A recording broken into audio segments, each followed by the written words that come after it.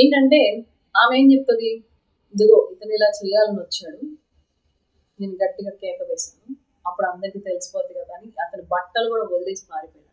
మార్చేస్తుంది మాట. మన నాలుక కిందే మన జీవాన్ని మన మరణాన్ని ఉంచండి దేవుడి బైబిల్లో. మీకు ఈ వచనాలు తెలిస్తే నాకు కోట్ చేయండి, నాకు పంపించండి దయచేసి. దేవుడు మిమ్మల్ని దీవించడు కాక. ఆయన అంటాడు, అతను విడిచిపెట్టి బయట పారిపోతాడు. అమ్మో పాపం, ఎందుకంటే దేవుడికి ద్రోహం చేయకూడదు. బట్టలు విడిచి పారిపోతాడు, బట్టలు విడిచి పారిపోతాడు. ఆమె ఇదిగో పలానా నాతో చేయడానికి వస్తే నేను అరిచాను, పారిపోయాను. వాళ్ళ హస్బెండ్ వచ్చేంత వరకు అది అలా పట్టుకొని ఆ డ్రెస్ని ఆమె అంతా మొత్తం చెప్తుంది, కంఠాపదంగా చెప్తాను ఉంటుంది వాక్యం. ఆ తర్వాత ఏం చేస్తారు, అతన్ని చెరసాల్లో వేస్తారు, పాపం చేశాడని నిందిస్తారు. ఒక్క మాట అయినా మాట్లాడదు తెలుసండి. గొంతెత్తి నేను చేయడం మీరు చూసారా? ఇంతకాలం మీకు నమ్మకంగా ఉన్నానే, నేను ఎప్పుడైనా ఇలాంటి పాపం చేశాను? నేను ఎలాంటి మనుషులు మీరు ఎంతకాలం నుంచి మీరు గమనించలేదని ఒక్క ప్రశ్న ఏంటండి. యోసేపు మౌనంగా ఉంటాడు. కానీ నేను మీకు బైబిల్ గ్రంథంలో చూపిస్తా చూడండి.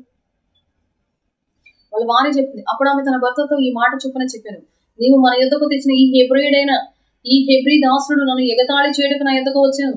నేను బిగ్గరగా కేక వేసినప్పుడు వాడు తన వస్త్రము నా దగ్గర విడిచిపెట్టి తప్పించుకొని బయటకి పారిపోయాను. నేను ఏది నిజమండి? అందుకని నిజానిజాలు తెలుసుకోవాలి.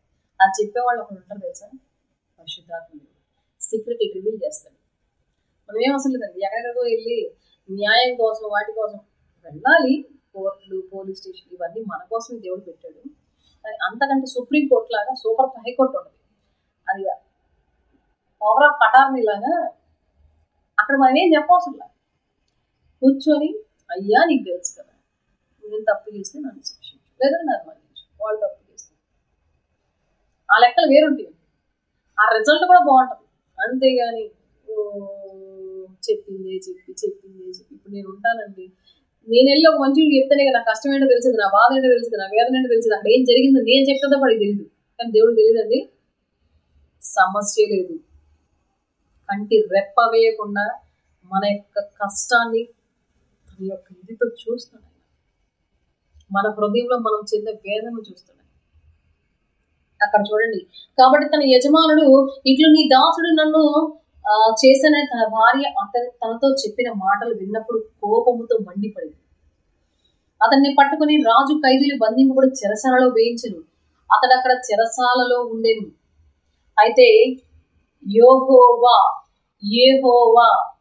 యోసేపునకు తోడై ఉండి అతని యందు కనికరపడి అతని మీద ఆ చెరసాల యొక్క అధిపతికి కటాక్షము కలుగజేసెను. ఎంత గొప్ప మాట! ఇక్కడ అతను తప్పు చేయలే పాపం. మనం అనుకుంటాం చెయ్యనాటికి అనుభవిస్తున్నాను. ఏం కంగారు పడుతుంది? పడుతున్నారా? బాధలు పడుతున్నారా? వేదనలు పడుతున్నారా? మీరు చెయ్యని వాటికి కూడా కొన్నిసార్లు శ్రమలు అనుభవించాల్సి వస్తుంది. ఖచ్చితంగా అనుభవిస్తున్నారు. నేను ఎన్నో పడ్డాను.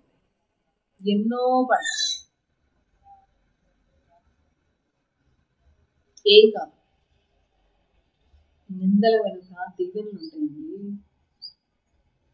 మన కన్నీటిని గుడితలో దాచుకునే దేవుడు. మన కన్నీరు దారుస్తుంటే మన మమ్మీ వచ్చి, ఏమ్మా శాలిని కొంచెం గిన్నెలో పట్టమ్మా, నేను దాచుకుంటా, నేను చూస్తూ ఉంటాను, నువ్వు పడే వేదన అంతా నాకు గుర్తుండాలని పెట్టుకోదు. ఎవరో సొంత తల్లి రక్తము పంచుకుని పుట్టి, తన ప్రాణంలో ప్రాణం పోసి రక్తం పంచుకుని పుట్టి ఆ మరణం చేయదు అన్నట్టుగా బిడ్డకి జన్మనివ్వడం అంటే చనిపోయి తిరిగి ఇదవడమే కదండి ఒక స్త్రీకి. అలాంటిది మా అమ్మ దాచుకుంటుందా, మా నాన్న దాచుకుంటాడా? మా నాన్న దాచుకుంటాడు. నాన్న అనడానికి శుభ నిర్వచనం. అసలు ముద్దుల తండ్రి అండి. ఎప్పుడు కనపడతాడా కానీ చచ్చిపోయిన తర్వాత